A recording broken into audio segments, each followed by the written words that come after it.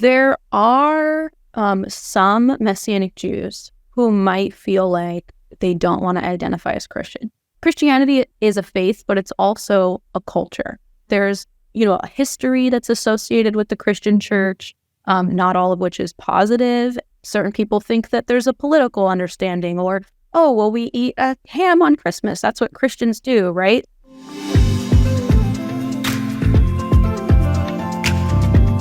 Hey friends, welcome back to the channel where we dive deep into meaningful conversations that enlighten, educate, and inspire. Today we have a thought-provoking dialogue that explores the concept of Messianic Judaism. I'm Jeff Morgan, and today we have with us Arielle Randle, the Communications Director for Jews for Jesus. Arielle grew up in New York and New Jersey and is a wife and mother of 3 beautiful children. Get ready for a conversation that transcends boundaries, fosters understanding, and brings us all closer to a richer tapestry of faith. Whether you're already familiar with Messianic Judaism or just curious to learn more, this conversation promises to be enlightening. Let's jump right in. Arielle, thank you for joining us today. Thanks for having me, Jeff. Yeah, I'm truly excited to have you here with us to discuss an intriguing topic, Messianic Judaism. So I just want to dive right in. So for our viewers who may not be familiar with the term, could you please explain to them what is Messianic Judaism? Yeah, so just on a very basic, broad level, Messianic Jews are Jewish people that believe in Jesus as the Messiah. But within Messianic Judaism, there's different groups and there's different things that can mean to different people. And sometimes people say like, well, how do I join Messianic Judaism? And that's not one group.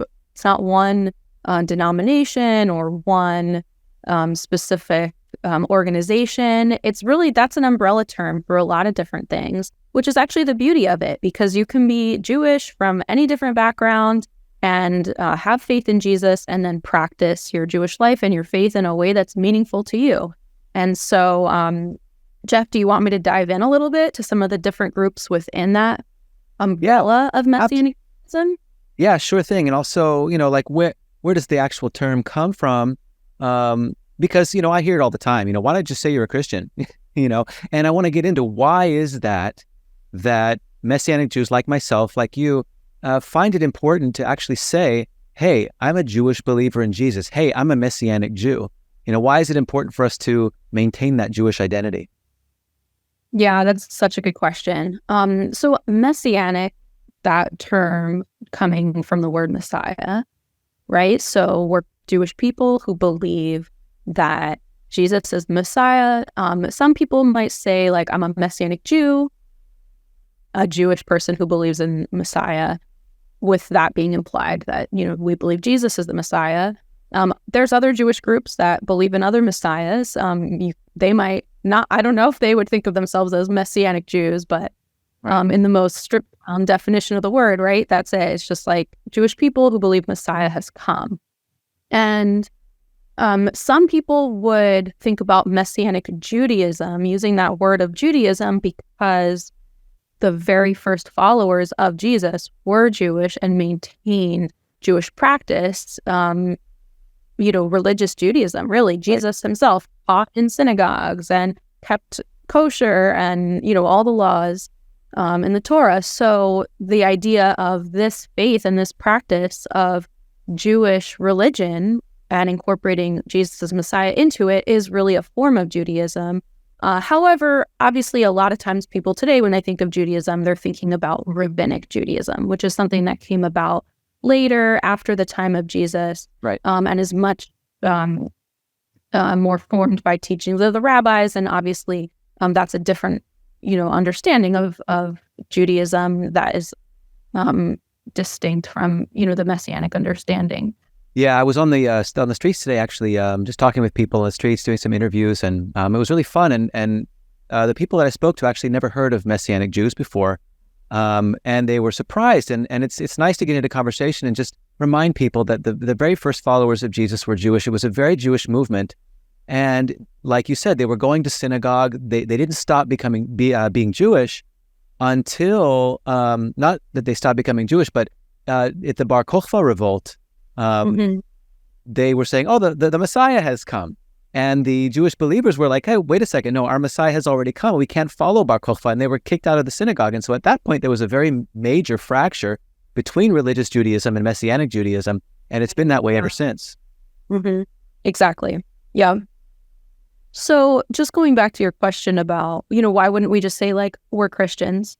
I think most Messianic Jews would say, we are Christians. Like, absolutely, we're Christians. But within Christianity, there's many different expressions of Christian faith, and many of them are cultural expressions, right? The way people practice their faith of faith in Jesus in France compared to Brazil, compared to Japan. You're going to find believers in Jesus in all those places. Maybe some are Jewish, but they're going to practice their faith super differently based on their cultural context, right? So we are Christians, but we're practicing that faith in our Jewish cultural context because that's what's that's the that's the language of our heart, right? And that's the beauty of, in my opinion, the beauty of Jesus and of Christianity is that it's a faith that has room for people to express it, every language and every culture. And that diversity is part of what makes that faith so beautiful. That's so well said, because it reminds me of what's his name, Rabbi Isaac Lichtenstein from the 1800s from Hungary. He was a rabbi, a very well-known rabbi in his community, and he receives the New Testament, throws it across the room. This is the source of all our problems as persecuted Jews. And 30, 40 years later, he picks up the New Testament, looks inside of it, and instead of discovering anti-Semitism, he discovers love, salvation, forgiveness, and the new covenant, basically. And he didn't stop being Jewish, and he actually stayed within his religious Jewish community the entire time he was a believer. Now he had a little bit of rejection and some opposition, but he didn't leave his Jewish roots behind, and so it's a great point. Wait, I do want to just mention, because I know there's people out there who are wondering about this, right? There are some Messianic Jews who might feel like they don't want to identify as Christian, and they would say, I'm not a Christian. And I think that is coming from a point of view that the Christian church, that Christianity is a faith, but it's also a culture, right? And that there's, a history that's associated with the Christian church, not all of which is positive. And there's also, maybe cultural understandings of what Christians are. Maybe certain people think that there's a political understanding, or, oh, well, we eat a ham on Christmas. That's what Christians do, right? So I do understand that for sure. Like people who feel like, I'm a Messianic Jew, I'm not a Christian.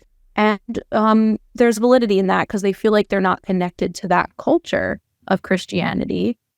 But I think it's important, for me, this is my perspective, as Messianic Jews, it's important that we clarify because people don't always mean the same things with some of these terms, right? So it's important I've said to people, like if they say, are you a Christian? I say, well, I was raised Jewish. I don't really identify so much with a lot of cultural Christianity. When I go to churches, sometimes I feel like a tourist. Like I don't feel like I was raised in this, right? And so in some ways I might feel like I'm not a Christian. But if you mean Christian, like cultural Christianity, I might not identify with that. But when we talk about Christians as in the global body of believers in Jesus, absolutely, I stand with that body of people, and I want to definitely be counted in that number because I think it's so important that as Jewish people we're represented in that body. So I think it's important sometimes to unpack the terms of what people mean when they say those words. Absolutely, because I'm here in Israel, and the term Christian or Notzri in Hebrew has a very different connotation than it would in Europe or in the States. And so we definitely have to clarify. And some people will call it, hey, that's deception. Why don't you just say Christian? And it's, well, because like you said, it's coming from a different cultural perspective that we have to explain so that people can understand, oh, I see where you're coming from. You're not just one of them. Because in all honesty, the term Christian here in Israel is actually can be viewed as a curse word in many occasions. So when someone says, so you're a Christian, I'm like, well, let me described to you, I'm a Jewish man, raised in a Jewish home with 2 Jewish parents, had bar mitzvah, wrapped tefillin, went to Jewish summer camp, and so on, bagels and lox on Saturdays. But I had a supernatural encounter with who I believe is the Jewish Messiah. But yes, I'm a Christian. I'm a follower of Christ, which is Greek for Mashiach, which is Messiah. And so it's just kind of helping people understand more these cultural terms that are really looked over and not necessarily understood culturally. Absolutely. Plus, being a part of the Jewish community, this is who we are. I was raised in the Jewish community. I went to temple with my parents, and so to be a follower of Jesus and still consider myself within the Jewish community. I mean, we have other terms as well: Reform Judaism, Conservative Judaism, Orthodox Judaism, Ultra-Orthodox Judaism. It's like, well, you Messianic Jews are creating new terms. It's like, well, no, these are just different ways of showing how we express our faith. I love that. Yeah, that's very well put. It totally. And I think as Jewish believers in Jesus, I think that we can bring something fresh also to the Jewish community. I think we have a lot to give. I think that we uniquely can be a bridge, especially for, people who are interfaith families, and maybe, you have people of different backgrounds in one family, which now is becoming more and more common. And we totally understand that because we have a foot in the Jewish world and in the Christian world. And also I think that the values that Jesus taught are very much in line with what the Jewish community still believes today, right? About, justice and love and equality and all those things. So I think we have a lot to give by still being part of the Jewish community, 100%. Absolutely. I think that's really, really important for Jewish believers to, even though it can have its challenges, right? It's important for us to have a foot in both worlds because we bring something special to the Jewish community and the Christian community. Wow. Well said. Well said. I also have had a few conversations lately, and my heart went out to them with people that have one Jewish parent, and that parent just happens to be their father. And so they've never considered themselves Jewish their whole life. And come to find out, when you look through the Bible, Moses married a Midianite. Joseph and Judah married non-Jewish women. And yet the entire people of Israel came from this patrilineal descendancy. And I was telling these people, I said, look, we look through the Bible, and in my opinion, you're a Jewish person. They were like, really? I'm Jewish? And I was like, yeah, of course you're Jewish. And they're like, no, I never. I said, you may have to go through some processes here in Israel to be considered Jewish because your mother's not Jewish, but technically speaking, you're Jewish. And they were kind of like uplifted. Wow, I really am part of the Jewish community. And that's kind of how I felt as a Messianic Jew, that, hey, I've been a part of the Jewish community my whole life. It feels weird to me to think that maybe I'm not anymore, but hey, I actually am. Yeah. And even more so. Yeah, even more so because Yeshua, he connected me even deeper to my Jewish identity than I ever was before, because I was completely dismissive of Judaism before I came to faith in Yeshua. Yeah, that's really interesting. I mean, I think even being Jewish means so many different things to different people, right? I mean, like, think about being American. That can mean very different things to different people. It can mean a long legacy. It can mean something new that you're embracing, for the first time. And so it doesn't have to look one way. And I think I really love the movement within the Jewish community, this idea of Big Tent Judaism. I don't know if you've heard about that. But a lot of groups, here in the US, especially, I think, are kind of embracing this idea that, like, there's room. There's, Big Tent Judaism, like, there's room for people to be part of Jewish life. And let's open the doors to include more people. And this idea of inclusivity being something that is key to the future, because the mentality that maybe previous generations, our grandparents had of, we have to survive at all costs. That mentality served them in light of they were facing, right? But what we're facing now is, certainly anti-Semitism, but also assimilation, right? And so we have to figure out how do we open up Jewish life to include more people so that we can, preserve the core of Jewish life and not have just this exclusive group where more and more people are just being absorbed into dominant culture and not feeling like there's a place for them because the walls are high, if that makes sense. So, and I think as Messianic Jews, we're like totally on that same exact train of thought of like, there's room for Jewish people of all backgrounds to embrace faith in Jesus. There's room for us as Jewish believers in Jesus to participate in Jewish life in our communities. Yeah. Well, what would you give as a word of encouragement to those that might be seeking, curious, they might be considering Jesus, but they're kind of afraid of being labeled as, as a traitor or a Christian now, and maybe deserting, or what some people like to say is you have kind of abandoned your Jewish people. I mean, I don't think, I just want to say, like, if someone is facing that, like, that's really valid, and it's not, that's not something to be brushed over lightly. Obviously, we all deeply care about, honoring those we love. And so I think that that's an important thing to wrestle through. I think that that finding truth is really worth whatever the journey is, right? So if you're on a journey to find truth, stay on that journey. And there's so many promises in the Hebrew scriptures of God saying, like, if you seek me, you're going to find me. Right? So you're not going to be ever disappointed if you go on a journey to find truth. And when you find what you're looking for, I think God will give you what you need to step into that. So I would say keep going on the journey, and trust that when you get to those moments of making hard choices, that God will make it clear for you, and he'll give you what you need to walk through that. And you never know. Sometimes, I've known people who were, really concerned about that, about sharing with their family, about their faith in Jesus. And it is hard, but I know, sometimes they've found restored relationships through that, or, maybe people were upset, but then came to really understand and respect this person's, conviction. I mean, Jeff, you've been through this. So what's your perspective on that?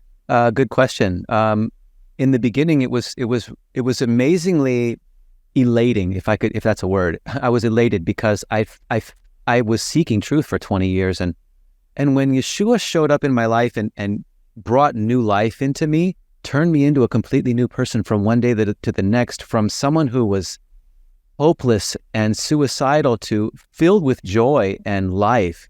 I couldn't wait to tell everybody, but then you could hear the tires screeching. I went, uh-oh, everybody includes my parents and my brothers, and how are they going to react? And it's not going to be good, because I know the history of my family and what they thought of Christians and Catholics and so forth, and the experiences that they had with my mom when she was younger with Catholics and stuff. And so I said, okay, I have to talk about this, because this completely changed my entire life, and my psychology and my emotions and everything. And so I went through it, and at first it was very difficult. I met with a lot of opposition, a lot of questions, and over time, what happened was my parents especially, they saw the change in my life, and they couldn't help but rejoice over that, because they saw who I was before, the life that I was leading, and then what was happening after faith in Yeshua. And they said, well, we may not believe in this, and we may never believe in it. However, what's happened to you is amazing. And so we don't necessarily agree with it, but we support it. And so that's been a gradual change over the last, 5-6 years. Wow. So it's taken time. And also it's renewed connections with my old childhood friends that are Christians. And I remember one of my best friends, I called him up like the day after I came to faith. I was like, hey, you'll never believe it. You'll never believe it. Because he knows I was Jewish. I've been Jewish my whole life. And I came to faith in Yeshua, and he changed my life. And he said, and I said, why didn't you ever tell me? Because he's a believer. And he says, well, because I thought you were Jewish and you have your own thing, and I didn't want to offend you or anything. And I was like, wow, it's the best thing that ever happened to me. So my experience has been filled with positive experiences, negative experiences, challenges, but the more I've taken a deep dive into Scripture, because my whole life before that was feelings based, and I didn't want my faith in Jesus to be feelings based only. I wanted it to be intellectual. Yeah. I wanted to love God with my mind, and so the deep dive into Scripture has only strengthened my faith.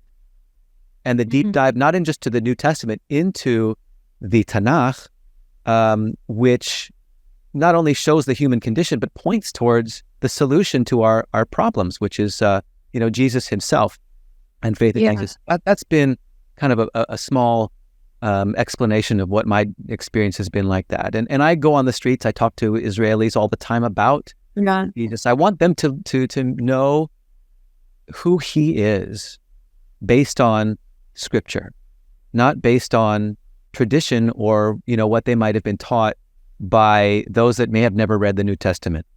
Yeah. Wow. I mean, thanks for sharing all of that, Jeff. It reminded me as you were talking about, a few of us in our team here in Jews for Jesus have been doing a study on Psalm 84. And it's so interesting to look at these Psalms, these like songs that David wrote about going up to Jerusalem to worship. But then it's like, well, we went through the valley and we experienced God. We, experienced these hardships on the road and God was there. And so there's this irony that like, by the time you arrive to meet with God, you already met with God because he met you on the journey all the way, every step of the journey, right? And so I think your story is a testament to that. And I definitely would encourage anyone who's watching this, who's on a faith journey, by just saying, God shows up in the journey, not always and in the destination, but consider how he might meet you. Just take the next step, right? And he's going to be there, and you're going to experience him all along the way in unexpected ways. And that's really what faith is, right? It's trusting that God's going to show up in the journey.